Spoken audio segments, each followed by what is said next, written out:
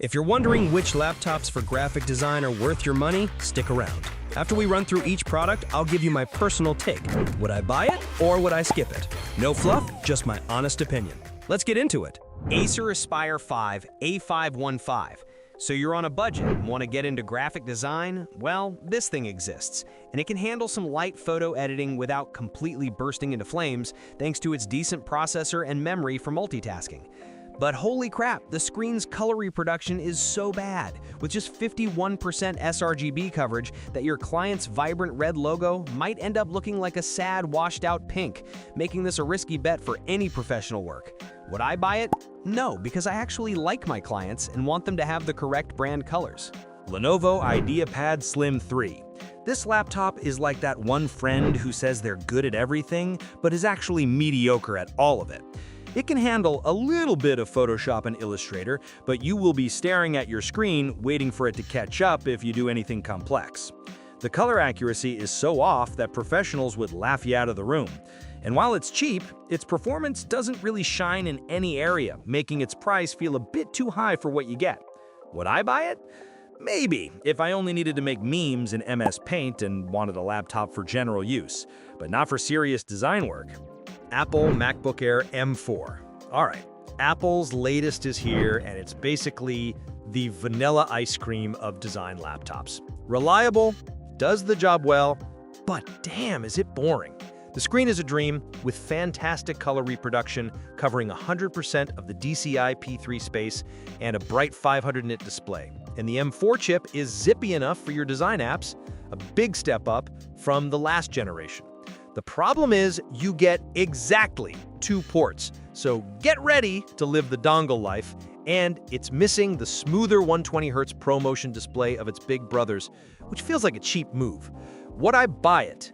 Yes, it's a nearly perfect and portable machine for graphic design if you can live with its perfectly boring nature and buy a bucket of adapters. Acer Swift Go 14.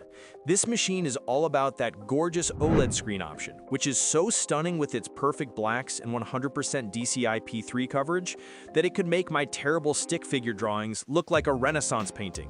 It even has a 90 Hz refresh rate for smooth scrolling, and it packs plenty of ports, unlike some other laptops, while being super light and portable. Just don't expect its integrated Intel Arc graphics to be a powerhouse for heavy video editing or 3D work. It's more for looking at pretty colors than creating them from scratch in demanding programs. Would I buy it? Yes, for that screen alone, it's an incredible experience for photo editing and design, as long as I keep my workflow in the 2D realm. Asus ProArt PX13. This thing is a tiny powerhouse built for creators, cramming a dedicated RTX 4050 graphics card and a ridiculous 32 gigabytes of RAM into a 13-inch convertible body, letting you chew through video renders and multitask smoothly. It's got a slick little dial on the touchpad for custom shortcuts, which is genuinely useful. But it comes with a power brick the size of an actual brick and can get hot and loud enough to double as a space heater. The 3K OLED screen is great for design, but it's only 60 Hz, and out of the box, the colors are so oversaturated, you'll need to recalibrate it unless you want your work to look like a unicorn threw up on it. Would I buy it? Maybe, if I needed maximum portable power and didn't mind the fan noise, the gigantic charger, and spending time in the settings to make the colors behave.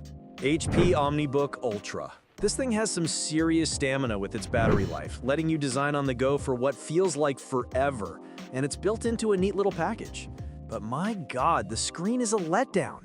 It's so dim and the colors are so washed out, you'll be mashing the brightness key wondering if it's already maxed out, which it probably is.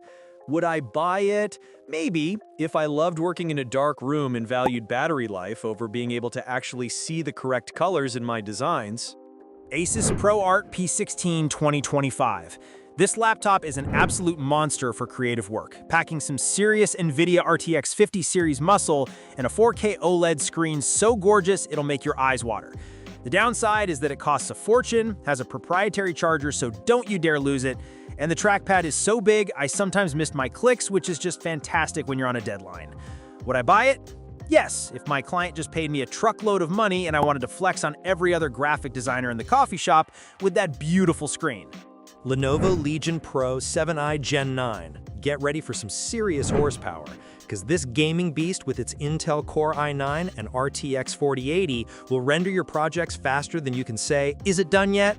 Just don't get too comfortable because the battery life is a complete joke, lasting a pathetic 40 minutes off the charger, and the CPU gets hot enough to fry an egg on. Would I buy it? No, unless I planned on keeping it permanently chained to my desk and wanted a part-time space heater for the winter.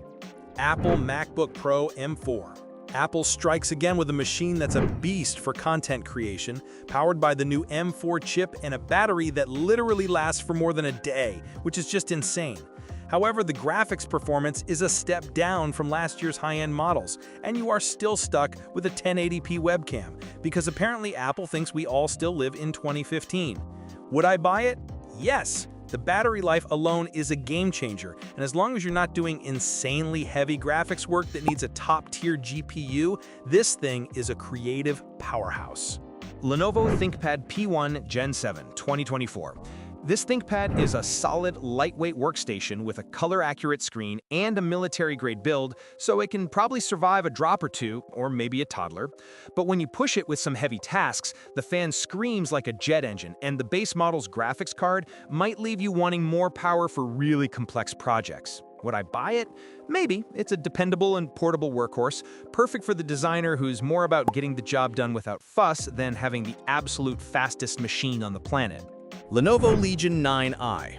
Alright, let's talk about the Legion 9i. This thing is an absolute monster with its liquid cooling and an NVIDIA GeForce RTX 4090, plus a ridiculous 18-inch 4K mini LED screen that does glasses-free 3D, which is a cool party trick for your design work, I guess.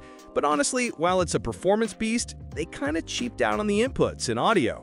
And there's a power button light that's always on and will haunt your dreams. Would I buy it? Maybe, if I wanted to show off a 3D model of a spinning hot dog to my cat without needing glasses, but the questionable downgrade on essentials makes me pause. Lenovo ThinkPad P14s Gen 5. Next up is the ThinkPad P14s Gen 5, a compact little workstation that feels premium and has a fantastic 3K IPS screen, perfect for color-sensitive work, covering the DCI P3 gamut like a champ. It's got great battery life, and they finally fixed the cooling, but it gets pretty damn hot under load, though at least the fans won't sound like a jet engine taking off. It's also a total fingerprint magnet, and you can't upgrade the Wi-Fi card, which feels a bit like being given a sports car with locked doors. Would I buy it? Yes, because that color-accurate screen is a dream for graphic design and it's a portable workhorse that prioritizes comfort over sounding like it's about to achieve liftoff. MSI Titan 18HX. Now for the MSI Titan 18HX, and holy crap, this thing is a beast with chart-topping performance and an 18-inch mini LED screen so bright it might actually give you a tan. That 3840 by 2400 resolution screen is like having two monitors glued together, making it amazing for productivity and graphic work. On the downside, the design is a bit much, with a big glowing dragon logo that screams, "I play games in my mom's basement." And that screen is so bright, it's genuinely overwhelming in a dark room. Would I buy it? No. Because while the performance and screen are god tier, its questionable looks and sheer bulk mean I'd need to hire a team of Sherpas just to get it to a coffee shop. Lenovo Yoga Pro 9i. The Lenovo Yoga Pro 9i is like the sensible, stylish cousin in this group. It has a gorgeous 16-inch mini LED display with full Adobe RGB coverage that's fantastic for long creative sessions, and an AI engine that supposedly learns how you work to optimize itself. But the battery life is pretty meh, clocking in at just under 8 hours, and it comes with the screen set to a measly 60 Hz, so you have to dive into settings just to get the buttery smooth 165 Hz you paid for. Compared to the Titan's bonkers brightness, this one is more restrained, which might actually be a good thing for your retinas. Would I buy it? Yes. It's a true MacBook Pro rival with a fantastic keyboard and a screen that makes colors pop. Perfect for a graphic designer who wants power without the flashy gamer nonsense. Lenovo ThinkPad P1 Gen 7. Last on my list is the ThinkPad P1 Gen 7, a super lightweight workstation that's built tough enough to survive a minor apocalypse. You can get it with a beautiful wide gamut OLED screen that's a must for serious creative work, but the standard IPS screen has pretty limited color gamuts, so don't even think about it for professional design. It's a powerful machine, but you have to pay a pretty penny for that crucial OLED upgrade, and the fan gets annoyingly loud when you push it with something like local AI tasks. Would I buy it? Maybe, but only if my wallet was feeling extra thick for the OLED screen upgrade, because the base model's display just doesn't cut it for pro-level graphic design. HP ZBook Fury 16 G11. This thing is a beastly mobile workstation, a space station for your desk that you can spec with a Core i9 processor and an NVIDIA RTX 5000 series GPU that will handle literally anything you throw at it. The problem is, if you cheap out on the configuration, you get a GPU that can't keep up, and this hefty boy is pure overkill unless your job involves rendering entire planets. Would I buy it? Maybe, if I won the lottery and needed to render my own Pixar movie, but for most graphic design, it's like using a sledgehammer to crack a nut. Dell Precision 690.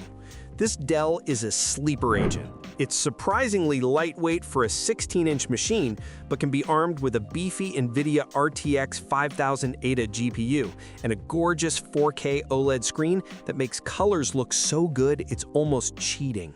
Be warned though, the entry-level model uses integrated graphics, which is a joke for design work, and the RAM is soldered, so you're stuck with your choice forever, like a bad haircut. Would I buy it? Yes, but only the fully loaded version because its gorgeous screen and portable power are perfect for a designer on the go. Lenovo ThinkPad X1 Carbon Gen 13. The X1 Carbon is so absurdly light, you'll constantly have mini heart attacks thinking you've lost it. And its 2.8K OLED screen is a dream for editing photos with its perfect colors and 120Hz refresh rate. But let's be real, this is built for spreadsheets, not for heavy-duty graphic design. And its performance can't touch a real workstation. Plus, the webcam quality is straight out of 2010. Would I buy it? No. This is the laptop you give your CEO to feel important. It's not for people who do actual creative work. HP EliteBook Ultra G1Q.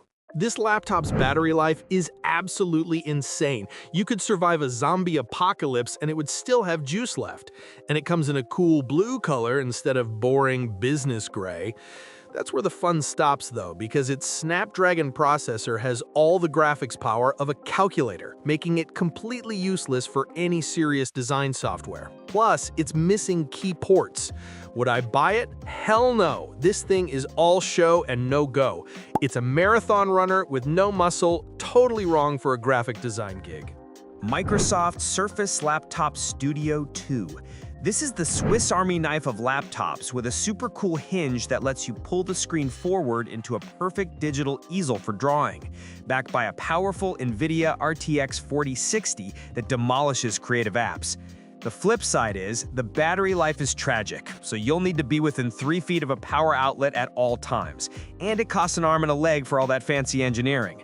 Would I buy it? Yes, if I was an illustrator or digital artist, the flexible design is a game changer that genuinely makes creative work easier and more intuitive.